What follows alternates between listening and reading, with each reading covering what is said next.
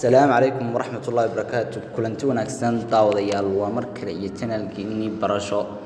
Fadlan hadduu video ku cajabiyo marka daawato hanaga iloobin inaad video-ga like saarto. Maanta daawadayaal waxaan ka warmi doonaa waxaa xalay xaalad caafimaad ay la soo diristay fanaanka weyn ee Qamar Suugaani.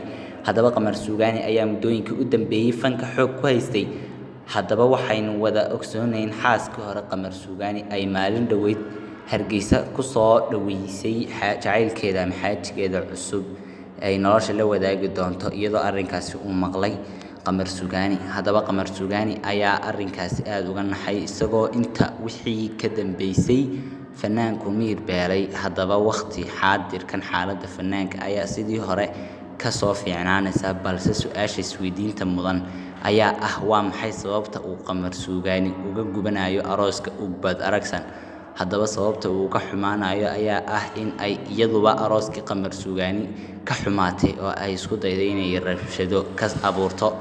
Isku soo wada duuduuba muddooyinkii u dambeeyay waxaa social media ku soo badanayay waxyaabaha dhaqan xumada ah ee ay iskula kacayaan fanaaniinta iyo dadka caanka ah. Haddaba nacdasha fanka waa Qamar Suugaani ayaa isagu fanka kolba siduu doono ka yeela, waa la xamayste, sidoo kale waa abwaan, waa fanaan isagoo haatan barta muusiga.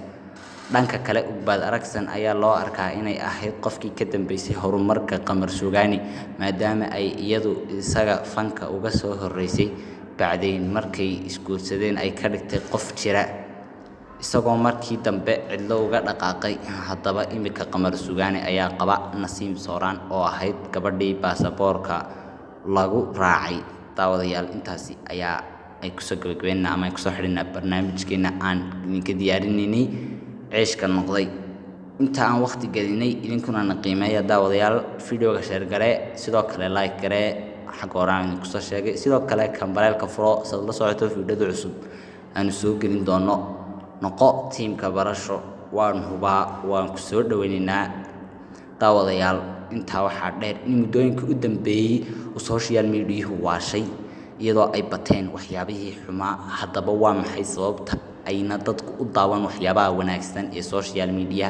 tusaale haddii imika la soo dhigo YouTube-ka oo kale wax hagaagsan waxaa laga yaabaa ama sheekh wax wacdiya waxaa laga yaabaa inaan dad badan fiirsan ama aanay daawan, balse haddii la soo dhigo fanaan baa sida noqday iyo qof hebel baa sida noqday laga yaabaa inay daawadaan 100k ama 100,000 oo qof. sababta ay taasi u dhacaysaa inay dadku daawanayn wixii hagaagsanaa.